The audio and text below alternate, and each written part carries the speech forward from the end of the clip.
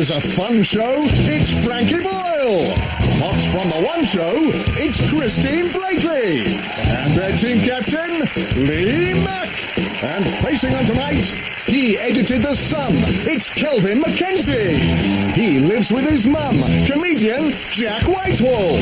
And their team captain, David Mitchell. And here's your host, Rob Brydon.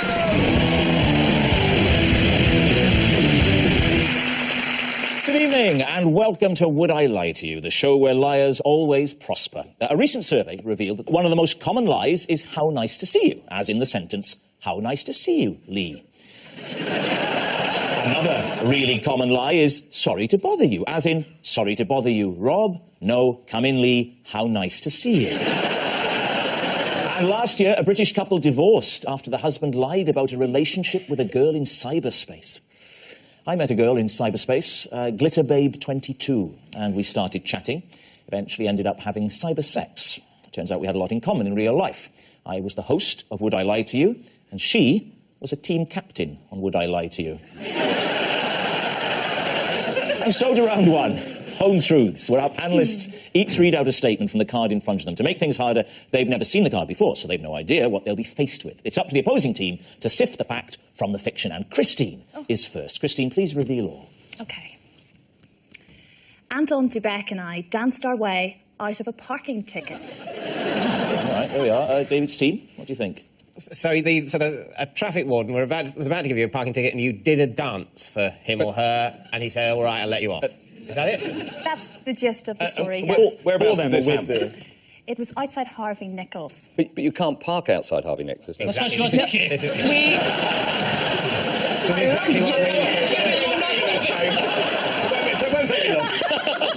Outside Harvey. So whose car was it? It was in his car. Well, he had to drive. Oh, right. So his chauffeur, did he join in with the dance? No, he didn't. What kind of dance was it? It was a little bit of a foxtrot. He's a ballroom guy, you see.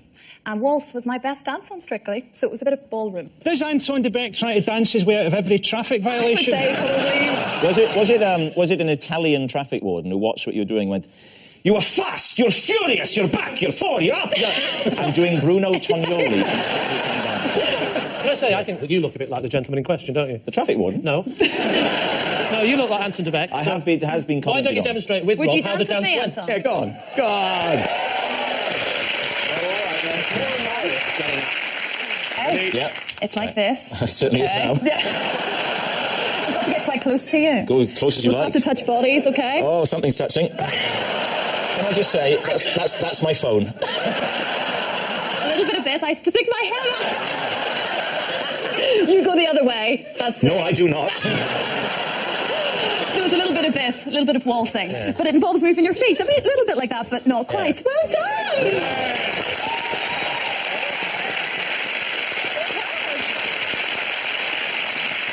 So there we are. Now, what do you reckon then, David? What do you think?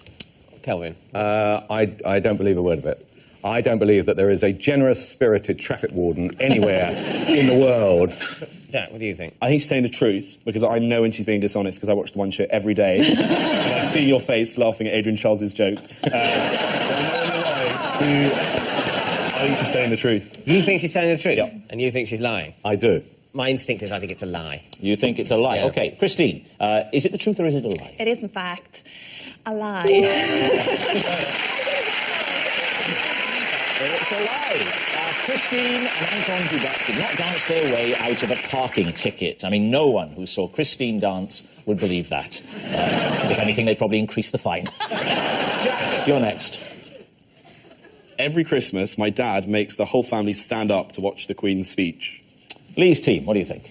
How many is in your family? There's two brothers and sisters, and then two parents. You look like you're lying about that. No, I just don't remember. So he makes five of you all stand for the Queen's speech. We all stand. Not just the national anthem at the beginning, the actual... The whole speech. So when it goes on, we're all, come on, hurry up, old woman. The old woman, he doesn't like us referring to her as that either. Right. Is that the only thing on Christmas Day that's got some sort of physical challenge element to it? Or do you have to hop throughout Indiana Jones? Or...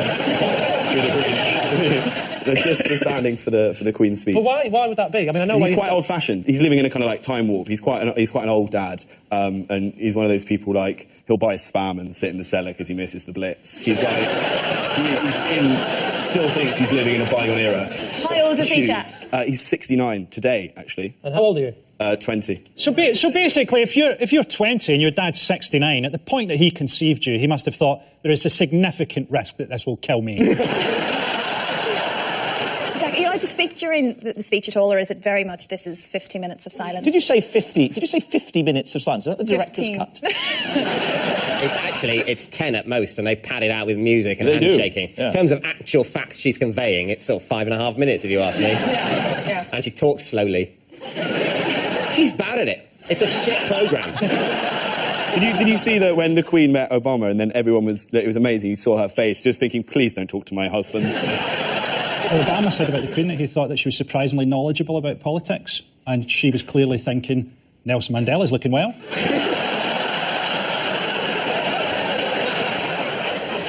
So, Lee, what are you thinking? What do you think, Frankie? Well, it sort of depends on how posh we think he is. I think Jack And is quite He's posh. quite posh, isn't he? He sounds like a Korean man begging for help after a traffic accident. He's got that almost incomprehensible poshness about him. Sorry, is that what conjures up poshness to you more than anything else? An injured Korean? Sounds to you incredibly posh. To be honest, I can't understand a word you're saying. Do you, Jack? Do you get to a point where you're so posh that you do without hairbrushes? On my deck sometimes, because those protest things where they go on the marches and stuff, the only one I've ever been on was fox hunting. And there were people going around saying, oh, this is a real cause, and there are more names on the pro-fox hunting petition than there are on the anti-one. Yeah, because most people that sign it have triple-barrelled surnames. Foxes are the great way to tell class, aren't they? Because if you see a fox in your back garden, if you're upper class, you get on a horse and chase it. If you're a middle-class person, you get your children to do a picture of it, maybe send it to Blue Peter. If you're working class, you beat it to death with a shovel and use it to make soup. So, Lee, it's time to come down on one side or the other. So what do we think? Is he telling the truth? I think, yeah, he's probably telling the truth. Do you think? Yeah. I think he's posh enough to be telling the truth. Yes, we think he's telling the truth. They're saying it's the truth. Jack, are you telling the truth or are you telling them a big lie? It is, I'm going to stand, true.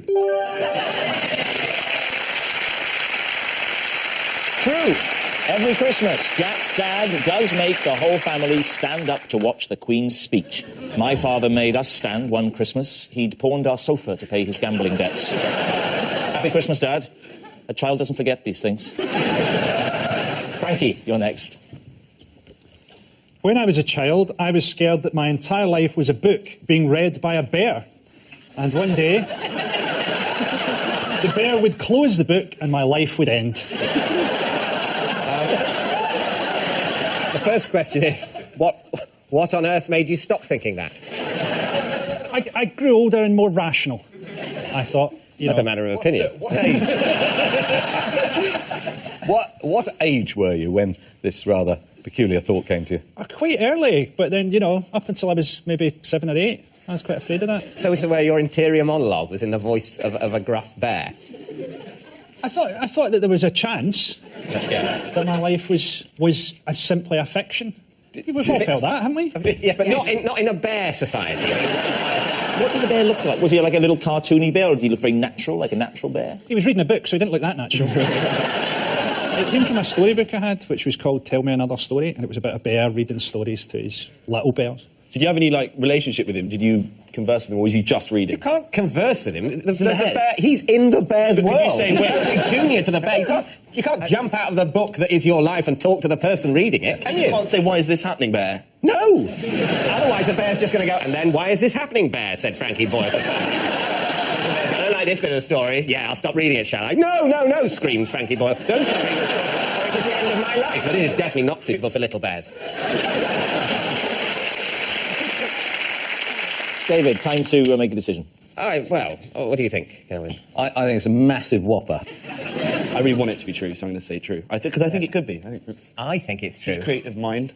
I do think it's true, because it's a very odd thing for them to have made up. So you're going to go for true? I think we're going to go You're for saying true. Oh, Okay, you're wrong. so You're wrong. you say that it's true. Frankie, were you telling the truth? is a lie. It's a lie. When Frankie was a child, he wasn't scared that his entire life was a book being read by a bear. A Chinese philosopher once asked me, am I a man dreaming he's a butterfly, or a butterfly dreaming he's a man? And I replied, do I get free crackers if my order comes to more than £10? Our next round is called The Ring of Truth, in which I read out some amazing celebrity facts, and all our teams have to do is decide whether they're true or not. David's team, take a look at this. At a terraced house in Ramsgate, a family settle down to watch the television. But the pictures on screen are from a rather special but unusual event. The people here are watching their granny's ashes being blasted into the sky. Her family says she was slightly eccentric with a great sense of humour. It was her stated wish that her ashes be placed in a rocket and blasted heavenwards. This was the event itself. All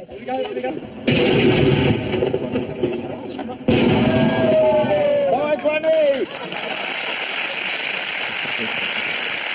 Yes, Granny's gone to a better place. Next door's garden. Well, here is the related fact then for David's team. Mick Jagger has been asked by a company if they can sell his ashes in collectible egg timers when he dies. They offered Mick Jagger, and it seems too good an opportunity to waste, Mick Jagger, they offered... it's not up there with Ronnie Corbett. I'm not going to say for a second that it is, but it was worth an airing. But what would Ronnie Corbett sound like if he was singing a Mick Jagger song? Yeah. Good on him. Good on him. I can't get no satisfaction.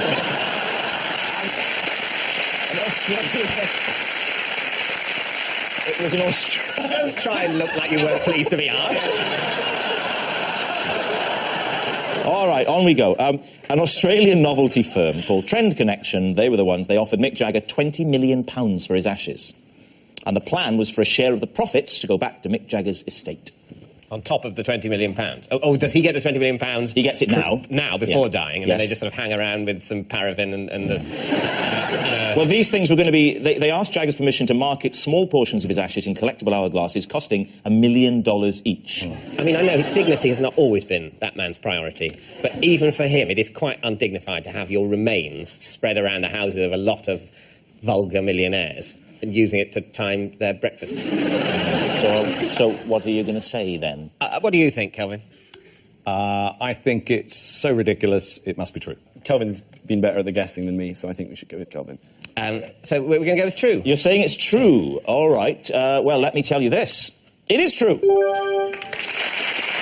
Mick Jagger has been asked by a company if they can sell his ashes in collectible egg timers when he dies. Actually, Mick doesn't want to be cremated. He wants to decompose naturally, a process Keith Richards started 30 years ago. Which means at the end of that round, it's Lee in the lead with 3 points to 2.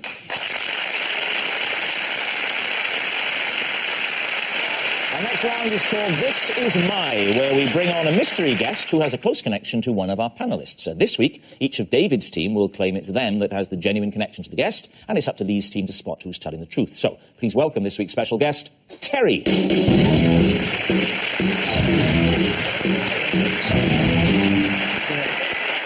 So, Kelvin, what is Terry to you? Well, this is Terry, and he built the nuclear bunker in my garden. All right. David? This is Terry, and he's the policeman who was called out when I was caught trying to break in through the window of my own flat. All right. And Jack? This is Terry, the mean machine Fraser, and he is teaching me to wrestle. Right. So there we have it. Lee's team, where on earth do you begin? Yeah. Calvin, how many people can fit in this bunker? I bet it's just one, you selfish git. Sorry, love. 4 at a push. So why do you feel... So why do you want one in the first place? It's a dangerous world out there, and I want to be protected, and I want to protect those closest to me. If there's a nuclear war, I don't want to live. Neither do I. I'm with you. I don't want to come out of a shelter and try and rebuild society. And find Kelvin Mackenzie skipping around saying I'm in charge. I have no skills. But, I mean, how long? OK, society is destroyed by a nuclear war. How long? And this basically, we're back to the Bronze Age. How long is it going to be before people start pitching panel shows again? It's going to be at least 2,000 years. I'd love to see you in a Mad Max type of society as everyone's holding off a biker gang and you're going, I can think of an amusing reason why one of these 4 might be the odd one out. So Calvin, there's 4 people can fit in this bunker. Yep. So you only have 3 people in the world that you care about. That is true. So there's us 2, and who else? Ronnie Corbett. We can live for another 20 years at the world's shittest party.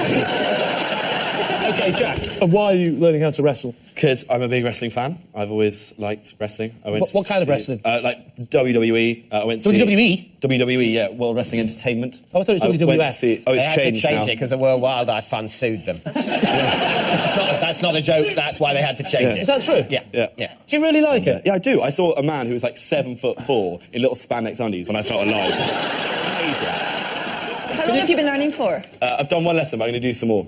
One lesson. It was really good. What are you learning for, though? Just because you want to be able to wrestle? Yeah, I want to be able to wrestle. I want to have many Who strings studies to my this bow. as a martial arts? You see all the posters, right? Taekwondo, karate, judo, whatever. I'm going to go and learn how to wrestle like a big pretend American. Jack, can you tell us the name of 5 famous wrestlers? The Rock, Hulk Hogan, The Hulk Undertaker, Go on. Shelton Benjamin. That's a bloody solicitors. Shelton Benjamin? He's a wrestler. Is he? Please don't tell me that you've accidentally been represented in law. All right, David, remind us again. This is Terry the policeman who was called out when I was caught trying to break into the window of my own flat. Do we believe that, Christine? I can believe you were trying to break into your own flat for whatever bizarre reason, but I'm not so sure To about... live there, to continue to live there. I locked myself out when I had a plumber round trying to unblock a drain. I find it difficult to imagine you holding a conversation with a plumber as he did the job. Did you actually speak to him in your house? Yes. Did you have a glove puppet on? Little David is very pleased with your work. Would you like a cup of tea, says little David? Your genuine view of me is I would be unable to converse. Yes. To create another character. So, please excuse my mute friend. You can't say a thing, can you? Anyway, I'm in charge. That sink no longer functions. Silence, you! Now, you've not covered how the police got involved in this whole... A policeman, Terry, turned up, and I think had been called by a neighbour. All right, so look, we need an answer. So Lee's team, is Terry Kelvin's bunker builder, David's investigating officer, or Jack's wrestling teacher? The only thing that's true about any of this is that I do believe that Jack might be into wrestling.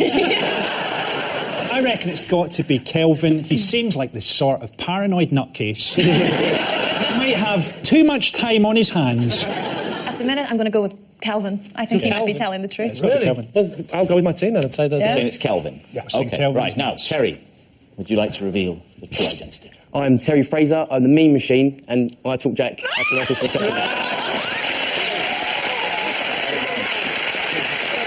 Terry, the meme machine Fraser, is teaching Jack to wrestle.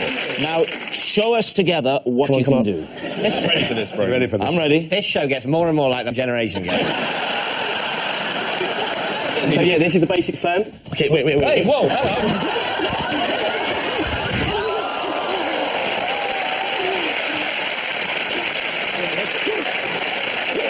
That's fine, Terry.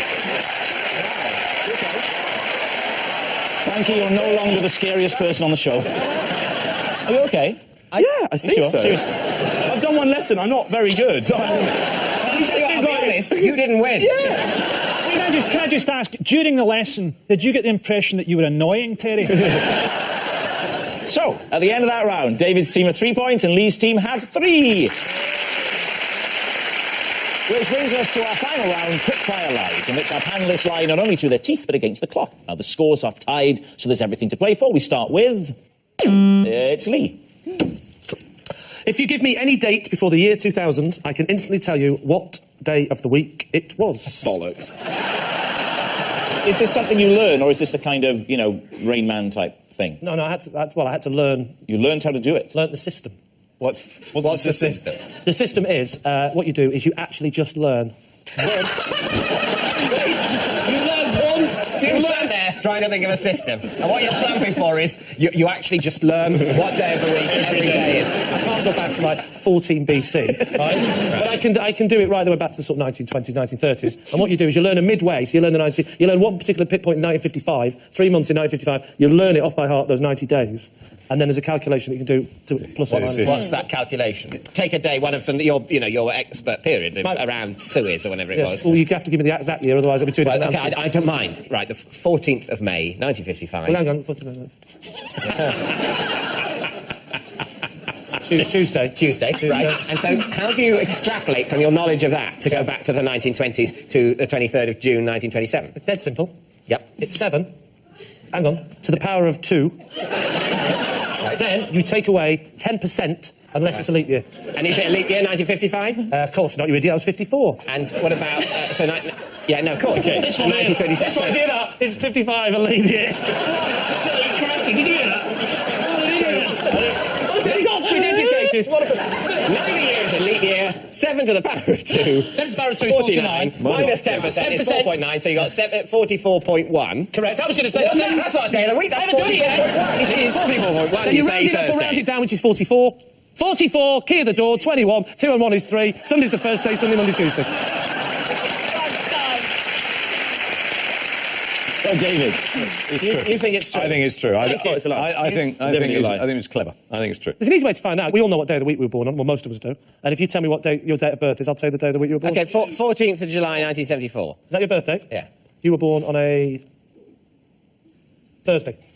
Looking at the demographic. Looking at the demographic of this audience, this will be a shock. 22, 10, 46. BC. 46. Do you know the day of the week you were born? No. Good, well, that's Andy. Thursday. Lie. You just did. You're saying it's a lie? OK, Lee, are you telling a lie? Of course I'm telling a lie.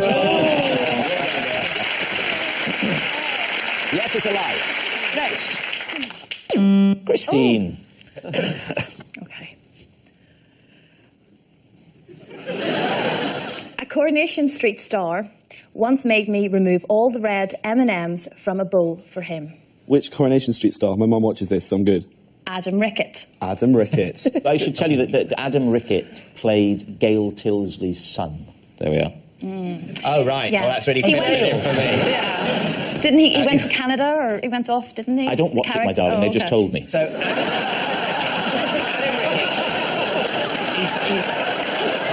I've never worked with such a bunch of snobs in my life. in what context did you meet him? I met him when he was a guest on a show in BBC Northern Ireland. So, what were you doing on the show? I was working behind the scenes, which is what I used to do. What as? A floor manager. You did make the move from being a studio manager to in front of the screen, didn't you? Yep, yes. She hasn't made the move to being in front of the screen. That would just be annoying, wouldn't it? She's in front of the screen, going, Christine, love, would you get out of the way, please? What do you think? Lie.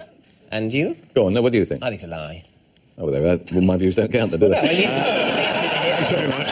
You're saying a lie. OK, Christine, true or lie? It is actually true. So how did this request come through to you? What did he say? Well, you see, we get rider lists, as it's called, and for sort of big names. What's on your rider list? This is when I'm on tour. Flapjacks, raspberries, a Diet Coke, 2 still mineral waters, grapes and blueberries. Rock and roll, Rob. Rock and roll. You don't look like this without a bit of effort. What a very particular list of things. Well, that's why it's a list, Frankie. Yeah. What's on your rider? 6 cans of better and a knife. Yeah, 6 cans of bitter for a teetotal alcoholic. Only Frankie Boyle could complain about the fact I said bitter and not mention the knife. Take the knife, but don't accuse me of drinking. And that noise means only one thing. It is the end of the show, and I can reveal that David's team have 5, and in what we call a tie, Lee's team have 5. But of course, it's not just a team game, and my individual liar of the week this week is Kelvin Mackenzie. It's Kelvin's biggest award since Elton John's £1 million damages against him in 1987. Good night. Press the red button now to watch highlights of Radio 2's star-studded concert from the Blackpool Illuminations. Coming next here on BBC One, dangerous social climbing with Scarlett Johansson in Woody Allen's Match Point.